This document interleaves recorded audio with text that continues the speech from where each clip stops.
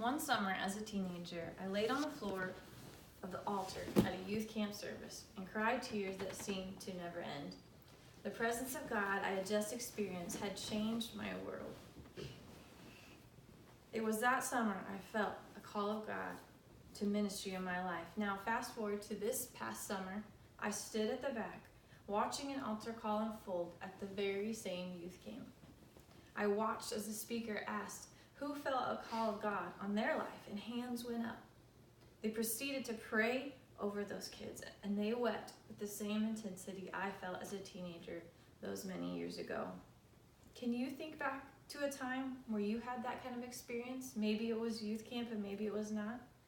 A time where God spoke to you in such a big way that it changed the course of your life. And if you could help someone have that same kind of experience, would you do it?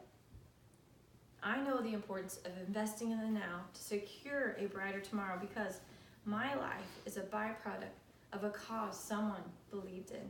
I stand here before you today because of the impact of the presence of God at a youth camp in my life, a youth camp that someone gave to. It's imperative that we give the young people of this generation the chance to experience God like this, as so many before them have. And this will not happen without you. There's such a need for the local church to support these camps, and here is why. First, so many kids have to scrape together to afford the high costs of registration for the week. The fees are shown to be from $150 to $200+.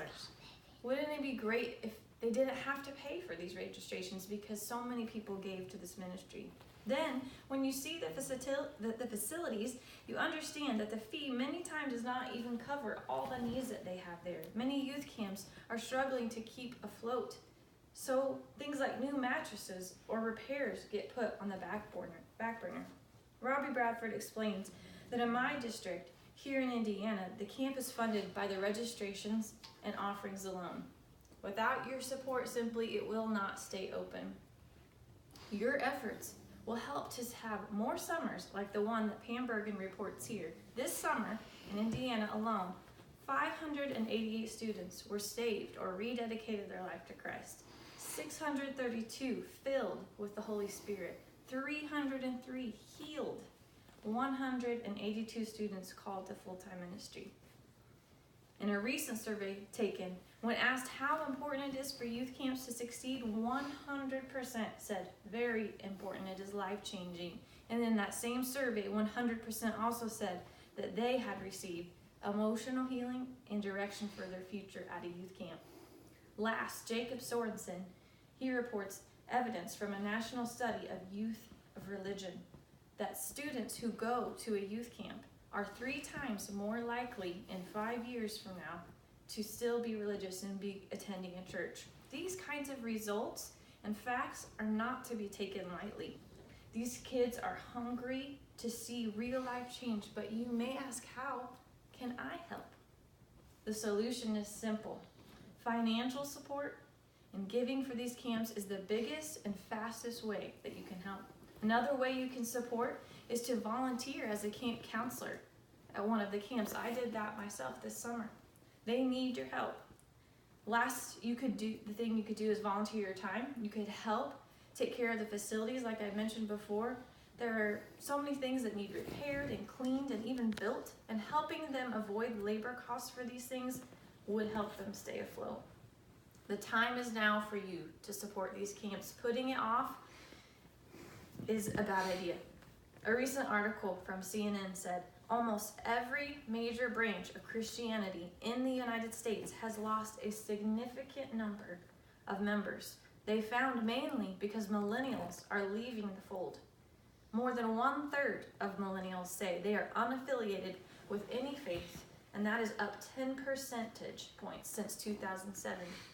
The longer we put off investing and ensuring these kids these experiences, the higher the statistics rise and the more likely they are to disappear from our circle of influence.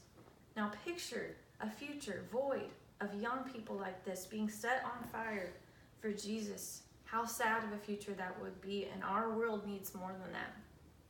But then picture with me if you would. A future that reverses that kind of decline and instead increases young people in our churches taking leadership. A future where these kinds of young people that are healed and set free and changed are going out and they are lawyers and pastors and teachers and politicians and people that can change the future for generations to come. That is the kind of world that we want to see.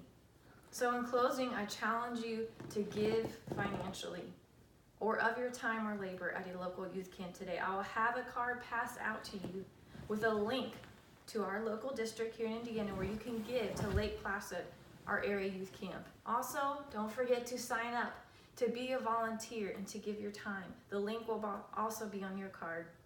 And remember, Franklin Roosevelt said it best. We cannot always build the future for our youth, but we can build our youth for the future. Will you be a builder of our youth?